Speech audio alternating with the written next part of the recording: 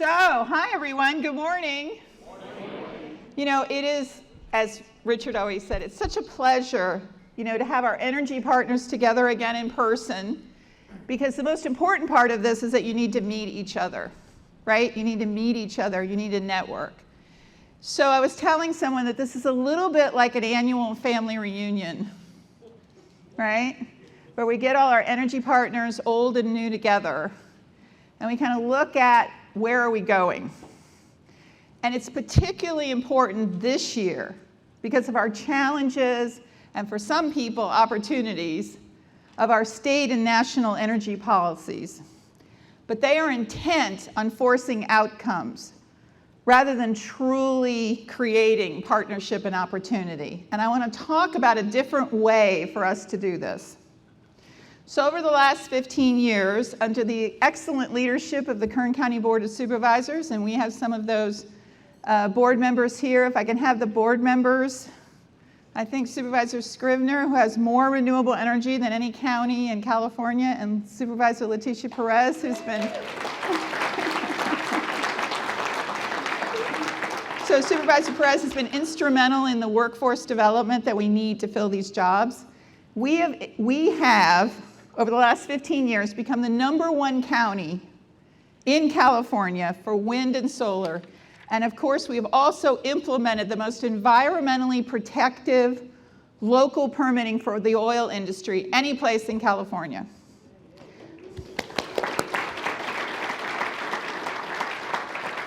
So our companies produce 80% of the oil, 46% of the natural gas. We've permitted over 18,000 megawatts of wind and solar and 3,000 megawatt hours of energy storage. Just so you know, yes, once again, that is more than anybody in California. Now, Imperial County is always kind of pushing my back here. They're always trying to get stuff. So any of you companies that are in Imperial County, stop it, okay? Because, I'm trying to keep us #1 here. But we did that because of the companies in this room, not because Sacramento forced a pathway on us. Economic diversification and efficiency is what we do. And the investment alone from renewable energy is over $57 billion of private investment money over the last 15 years. And that's from around the world. And of course, the oil companies have invested many more billions than that over the last 100 years. And the Kern County Board of Supervisors and my staff who's here, we're proud of that. You don't invest in a county where you don't think you're welcome.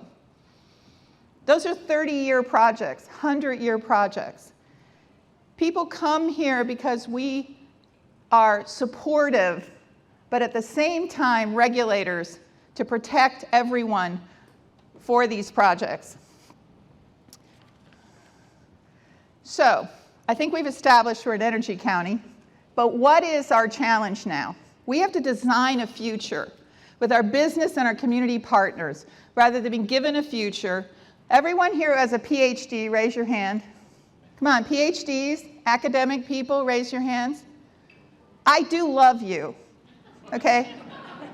But you are not the answer, okay?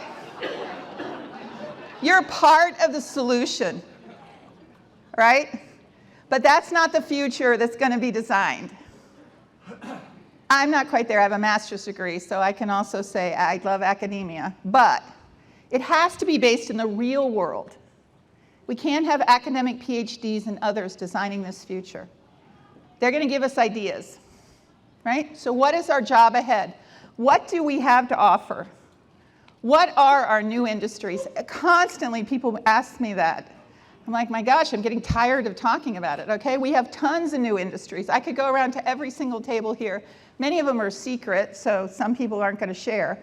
But science tells us that we need to take out billions of tons of carbon dioxide out of the air before 2050 in order to avoid the increasing impacts of climate change. But carbon capture has to be implemented, and it's got to pay. And right now, it's incredibly expensive. I do know that. I know a little about a lot, right? And so we need to implement it and get it going and drive the costs down And we're going to do that right here. We are going to be the first to permit carbon capture here in California, here in Kern County. Anyone who doesn't know me knows that I am competitive for Kern County, not for myself, but I'm competitive. And we want to do it right. And we're going to be the proving ground. And to put that in perspective, from 2009 to 2019, the cost of wind declined 70%, and the cost of solar declined 89%. Right? It was expensive in 2009. And that's why the largest solar project in the world was 10 megawatts. Everybody laugh. 10 megawatts is like 60 acres. That's in the world. We routinely now permit thousands and thousands of acres of solar. Why? Because of cost. I know, I'm speaking to people who understand that this is about profit, right? That these things do have to pay for the ratepayers, for people. We need solutions that are worked through this system. So, we're going to do it, and we're going to become the clean energy and carbon management center of excellence by 2030 for the entire state of California. That's who we're going to be.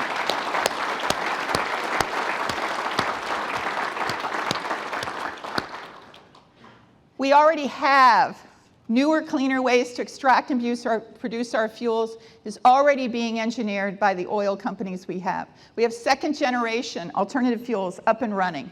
We have commercial-scale solar and wind integrated with energy storage. We are already looking at green hydrogen, green steel, green cement. I am working on these projects right now here in Kern County.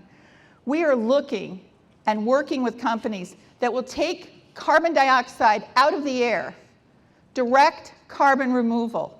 But unfortunately, they have to put it someplace. And so that's good for us, because we have the land, we have the expertise, and we have the companies for carbon capture. Long duration energy storage. I mean, we're excited about the 3,000 megawatt hours. That is not going to keep the lights on, guys. All right? We need long duration. I have 2 projects that we're working on for long duration. We have wind repowering projects. And I want to talk just a little about our carbon sequestration projects, because what I'm interested in is doing them right. We're going to answer the questions that people have about this. We're going to do an environmental impact reports for them. We're going to have a public consideration about them.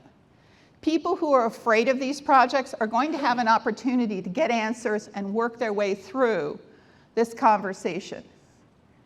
And these projects are being proposed by companies that have the best technical expertise. They've been producing oil for generations safely. And for those of you who don't know, going to an oil field is like going to an industrial operation on the face of the moon. It is unbelievable how many things are going on in that oil field, and they're all being done safely and efficiently.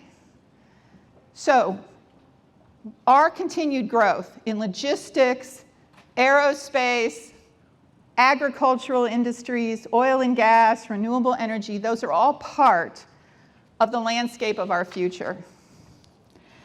But what's happening right now is off the mark. It's not completely wrong, it's just incomplete, right? So I just want to compare this to some of the other things that have happened in America. So the current process is actually a little bit like in the late 1800s, when the state and federal governments and everybody else said, rainfall will follow the plow. It really will. We're going to, rain will come. Just go out and plow things. Go out and do things. And we already know that's a myth. And yet our country was built on this myth. And the myth that's being pitched now is prosperity will follow the destruction of the oil industry. Don't worry about it. We have PhDs working on it. We have pundits working on it. Prosperity will follow. And I say that's actually a myth. It's a myth. The green investment is not going to come automatically. The businesses are not going to invest automatically. It's not the way it works. It's not the way it worked over the last 15 years for renewable energy, and it's not the way it's going to work in the future. And we have 15 years or more, given that we started wind in the 80s, of experience in this. We have that experience, and everyone in this room has this experience. So we're all in this conversation to figure it out. And the conversation right now is not inclusive. It excludes business, and it's at some very high level with some community groups. And I appreciate that. And I'm going to talk a little bit about how that is part of the mix. But we're in a transformation. And this is we are having a conversation like they had in 1920 when they moved from horses to cars. And moving from horses to cars was great, okay? You know, we had 60-foot tall piles of manure in cities on vacant lots, 60 feet tall, right? And it was the number one planning issue was what are we going to do for the manure, literally. The first planning convention was a bunch of planners in New York saying, what are we going to do with all this manure and urine? Like, how do we fix this? And they were supposed to be there a week, and they left after 2 days because they couldn't figure it out, okay? So don't count on all the planners, by the way. We need business, right? But what people don't know, and that's exciting. We all love cars. 25 million horses disappeared, and it is a major cause of the Great Depression because all those farmers who were growing hay and grain went bankrupt. It's a little-known fact that that was one of the major causes of the Great Depression. 25 million horses disappeared, and so did the indirect and the service industries, and there was no plan for that. So, I think we should do it differently this time. How many people think we should do it differently? Let's do it differently. So, it is a good idea to do it differently. And one of the differences is communities who have had to sacrifice for our quality of life want to be at the table. They want to be part of this conversation of transformation. I think that's a great idea. I agree with that. But initiatives and proclamations of forced conclusions are not productive. They're not the answer. We don't have everyone at the imaginary table in the conference room. There's a bunch of people at that table. The conference room doors are locked. The county's not been really invited. The oil industry hasn't been invited. Solar and wind truly hasn't been invited. We're not sure what they're doing in that room. We have academics, love them, remember? We love them. And they are good for implementing training after the businesses finish their work, for lab testing ideas, many of which fail, by the way, right? And Sacramento politicians are important for, you know, streamlining regulations sometimes, and, you know, creating legislation that keeps us safe and manages this whole conversation. They're good. But the central real work is dependent and is done by the business sector. Taking an idea from concept to a built, functioning, sustainable product is a complicated interaction between ideas and cost and location and land use and that pesky California invention, the California Environmental Quality Act, right? And so no academic study and no community planning will ever replace a founder or a board of directors committed to making a profit while making a difference. I want to repeat that. No, nothing, none of those studies, none of that is ever going to replace a founder or a board of directors who are interested in making a profit while they're making a difference. That is where investment comes from. That is where the actual projects come from. I could go to every table here and have people chime in. For every 3 projects you see built, there's 6 that never happened. Okay, maybe not 6. Is it 9? I mean, I don't know. However many projects it is. Wrong location, doesn't pencil, can't get the supplies. Really is a terrific idea, but oh my gosh, what are we thinking, right? So that's business. That's industry that does that. And we want built things. We are kind of funny here in Kern County government. We'd like to actually have a physical result. right? That's what we're interested in. We want one that fits with us, doesn't use too much water, mitigates their air. You know, we're picky, but we're willing to work with people as they work their way through these conversations. In partnership, we can do this. We can locate, we can regulate, we can actually build these projects in a way that supports communities, and we reduce the impacts on health and safety. We can listen to new points of view. I want to challenge all of you. We do need to listen to new points of view. We do need to listen to new perspectives. And I'm not talking about change. I'm talking about transformation. I want to transform the energy sector in California, not change. Look, solar and wind was a transformation. It wasn't a change. Like, hey, we're just going to put, where's my Southern California gas people? Love you too. There you go. Okay, love you too. So don't take this wrong. It wasn't about putting it wasn't about putting more gas peaker plants, which is kind of change, right? It was a transformation. Let's integrate wind and solar. That's what we want to do. We want to transform. And the people we need to add are in this room, and they are the reason, by the way. This philosophy comes from the Kern County Board of Supervisors. This is the reason we lead in ag and oil and renewable energy and logistics. This is why we lead, right? And it's how we're going to navigate. Now, as you know, Kern County has this little pesky thing called the general fund. That is where we get our money so that when you pick up 911, somebody shows up to provide Meals on Wheels, to keep our libraries open, all the things that you count on for your employees and your businesses so that people will come and live here. And the oil industry produces a conservative $80 million a year. And I have not identified yet how we could possibly replace $80 million a year. We can replace some of it, but some isn't enough, right? Because 80 million isn't enough. There are many of our services that are still not completely implemented. We need that economic vitality, and that cannot be replaced with all the good things they're talking about. Remember, these are good things. Electric recharging stations and solar rooftop and carbon management of soils. Those are all great things. They're too small. I want to make this conversation bigger. That is too small. And none of that is going to replace $80 million a year. None of that is going to complement what we do. So I want to keep doing what we do best, streamlining permitting, conditioning projects to be safe, completing CEQA as legally and as fast as we can, and supporting businesses to find the best fit.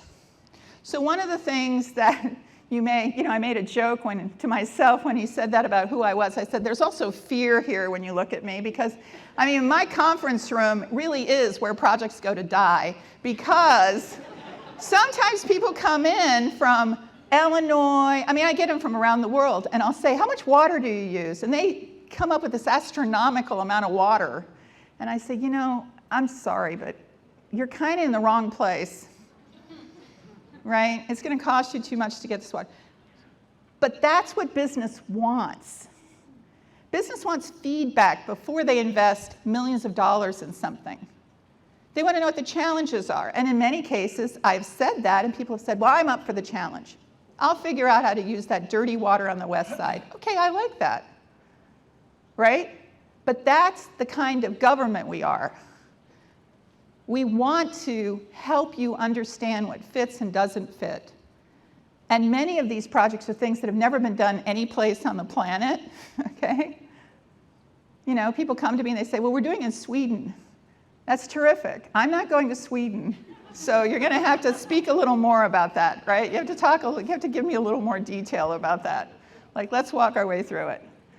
So, what is our pathway? I'm going to give you a proposal. The pathway is, and you map this on what you see happening in Sacramento, and we are participants in B3K, and our friends are not here today. Nick Ortiz is up in Monterey, is it, with the Cal Forward, waving the flag for B3K. But I'm going to present a proposal, and you're going to see what's missing, right? Everyone has to be at the table, equally empowered to contribute, led by implementation topic experts, not theoretical or academic study experts. In an atmosphere of discovery, a discovery of a pathway to our common goal and not a forced conclusion. Okay, I'm going to say it again. Everybody has to be at the table, equally empowered to contribute, led by implementation experts. Everybody in this room is what I consider an implementation expert on a topic. You want to know how to build a solar project? You can go to this table over here and they'll tell you, well, I'll tell you how not to build it. Don't pick that piece of property, right? That's not happening right now at these upper levels of transformation. So we need it led by implementation experts on the topic. And then we need a different atmosphere. We need an atmosphere of discovery. Let's discover a pathway. Let's design a pathway to a common goal instead of these forced conclusions. This is the conclusion, and you must figure out a pathway to that conclusion. That's never worked, and it's not going to work now. So, here's my challenge to you. As you listen to these way more brilliant speakers that come after me, right? As you listen to them, they are system experts. I want you to listen through a filter of shifting this conversation inside your circle. Start with your circle and work out. And what is the conversation now? People are going to be left behind. Oh my goodness, we have to help them. And if they don't want to be left behind, we have to fight with them. That's the conversation. People ask, I can't even imagine the number of interviews where they start with, what are you going to do with the people left behind? Wow, what a place to start. Why are we throwing people out of the boat? I didn't even know that we were at that point, right? So that's not the conversation. The conversation I want is to transform California with Kern County as the clean energy and carbon management center of excellence by 2030 for all of California, with no one and nothing left out.